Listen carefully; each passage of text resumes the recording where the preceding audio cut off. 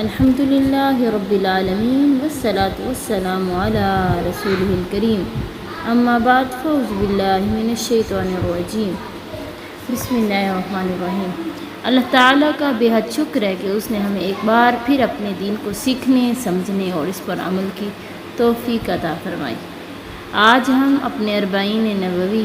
Course کا آغاز کر رہے ہیں جو ہمارے پیارے نبی صلی اللہ علیہ وسلم کی منتخب کردہ احادیث پر مشتمل ہے۔ یہ احادیث صرف معلومات کے لیے نہیں ہے بلکہ ہمارے لیے زندگی گزارنے کا طریقہ ہے۔ ہر حدیث ہمارے اخلاق، ہمارے عقائد، ہمارے روزمرہ زندگی کو سنوارنے کے لیے ہے۔ آپ سب سے گزارش ہے کہ دل لگا کر سنیں، سمجھ کر یاد کریں، سب سے بڑھ کر عمل کی کوشش کریں، کیونکہ علم وہی فائدہ دیتا ہے جو عمل میں آ جائے۔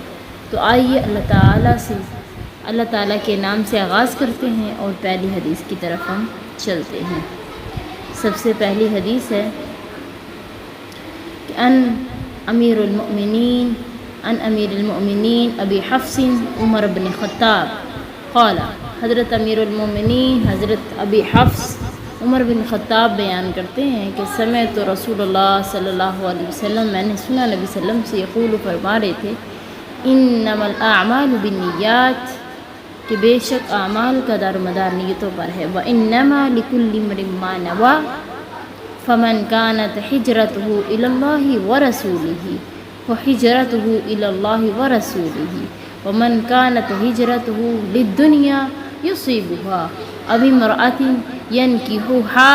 فهجرته الى ما هاجر إليه، متفق علیہ۔ یہ صحیح مسلم اور بخاری کا حدیث ہے کہ حضرت عمر بن خطاب کہتے ہیں کہ میں نے رسول اللہ صلی اللہ علیہ وسلم کو یہ فرماتے سنا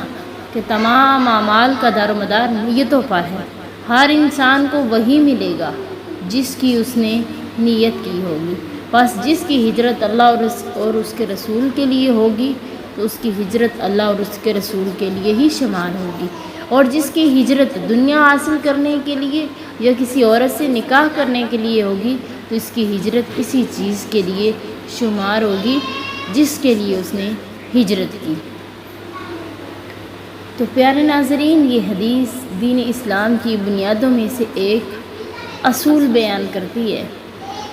پہلی بات نیت کی اہمیت، کہ نبی صلی اللہ علیہ وسلم نے فرمایا ہر عمل کی اصل بنیاد نیت ہے،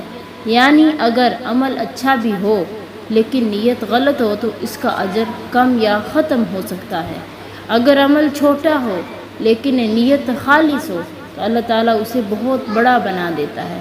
مثال کے طور پر اگر کوئی شخص مسجد بناتا ہے لیکن نیت یہ ہو کہ لوگ اسے بڑا سمجھیں تو یہ عمل اللہ تعالیٰ کے ہاں کم ہو جائے گا۔ اگر کوئی شخص چھپ کر کسی کی مدد کرے صرف اللہ کی رضا کے لیے تو یہ عمل بہت بڑا اس کے لیے بن جائے گا۔ دوسری بات اس میں آئی ہے ہجرت کی۔ نبی صلی اللہ علیہ وسلم نے مثال دی ہے کہ اگر کوئی شخص مکہ سے مدینہ ہجرت کرتا ہے، ایک نیت اللہ اور اس کے رسول کی رضا ہو، دوسری نیت دنیا یا کسی اور ذاتی فائدے کے لیے ہو تو اللہ تعالیٰ کے ہاں وہی نتیجہ ملے گا جو اس کی نیت ہوگی۔ تیسری بات اس میں یہ ہے کہ دل کا معاملہ، یہ حدیث ہمیں سکھاتی ہے کہ اللہ تعالیٰ دلوں کو دیکھتا ہے، ظاہری عمل کافی نہیں ہے، اصل چیز اخلاص ہے۔ تو ہمیں ہر کام سے پہلے نیت کرنی چاہیے، پڑھائی ہو، عبادت ہو، کام ہو، خدمت ہو، دل میں کہنا چاہیے کہ یا اللہ یہ عمل صرف تیرے لیے کر رہا ہوں، آپ کی رضا کے لیے ہے یہ عمل۔ آپ کو پتہ ہے اللہ کے نبی صلی اللہ علیہ وسلم کا فرمان ہے کہ اگر کوئی بندہ ریاکاری کے لیے، لوگوں کو دکھانے کے لیے اعمال کرتا ہے تو وہ انسان کل قیامت کے روز جہنمی ہوگا۔ حدیث ہے کہ نبی صلی اللہ علیہ وسلم نے فرمایا 3 لوگوں کو کل قیامت کے روز لایا جائے گا، ایک حافظ ہوگا، ایک سخی انسان ہوگا، ایک مجاہد ہوگا۔ اللہ سب سے باری باری ان سے پوچھیں گے کہ تمہیں زندگی دی کہاں صرف کی؟ وہ کہیں گے کہ اللہ ساری زندگی قرآن پڑھتے پڑھاتے، جہاد کرتے اور غریبوں کی مدد کرتے گزر گئی۔ اللہ تعالیٰ کہیں گے کہ تم جھوٹ بول رہے ہو، کہ تم جھوٹ بول رہے ہو، تم نے میری رضا کے لیے عمل نہیں کیا تھا، تمہارا ارادہ تھا کہ لوگ تمہاری واہ واہ کریں، لوگ تمہاری تعریفیں کریں، لوگوں نے تمہاری تعریفیں کر دی، تمہارا ارادہ تھا کہ لوگ کہیں کس کی آواز کتنی خوبصورت ہے، کلام اللہ کتنے خوبصورت انداز میں پڑھتا ہے، تو لوگوں نے تیری واہ واہ کر دی، تو نے جہاد اس لیے کیا کہ لوگ کہیں کہ کتنی بہادر ماں کا بیٹا ہے، لوگوں نے تیری واہ واہ کر دی، تو نے سخاوت اس لیے کی کہ لوگ کہیں کہ یہ سخی انسان کتنا سخی انسان ہے، تو میرے ہاں تیرے لیے کوئی اجر نہیں ہے، تو اللہ تعالیٰ فرشتوں سے کہیں گے اسے سر کے بل گھسیٹتے ہوئے جہنم میں پھینک دیا جائے، استغفر اللہ۔ فرشتے صحابہ اکرام نے اللہ کے نبی سے پوچھا کہ سر کے بل کیسے انسان چل سکے گا، یعنی سر نیچے ہو ٹانگیں اوپر ہو، اللہ کے نبی نے فرمایا جو ذات انسان کو پاؤں کے بل چلا سکتی ہے وہی ذات انسان کو سر کے بل بھی چلا سکتی ہے۔ اس حدیث سے ہمیں پتہ چلتا ہے